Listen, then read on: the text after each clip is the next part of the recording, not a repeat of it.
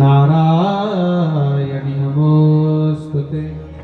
हे मा, তুমি তো জগৎ জননী, তুমি তো নারায়ণী, আমরা সবাই তো তোমার সন্তান।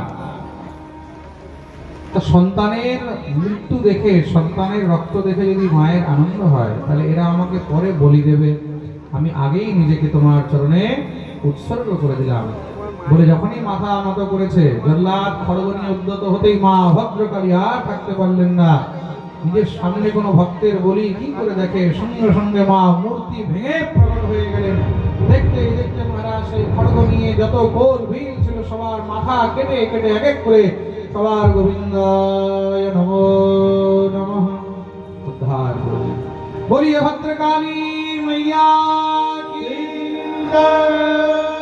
শ্রী ভরতজি মহারাজ চরণে পড়ে গেছেন। সাক্ষাৎ ভগবতা নিমিষম এবারাজধেনা প্রমত্তেন তৈস্থির ভাবে। হে মা, শুনেছিলাম তুমি করুণাময়ী, শুনেছিলাম তুমি কৃপাময়ী, আজ নিজের চোখেও দেখে নিলাম। মা ভগবতী বললেন, এটা আমার নয়, এটা গোবিন্দের কৃপা, এটা কৃষ্ণ ভক্তির কৃপা। কোন হরিভক্তের আমার সামনে বধ হবে, বলি হবে, আমি এটা কি করে সহ্য করি? কিন্তু মা, তোমার সামনে যে জীব বলি দেওয়া হয় তাতে কি তুমি খুশি হও? বলে না, হিংসাজন্যম চ পাপম চ লভতে না।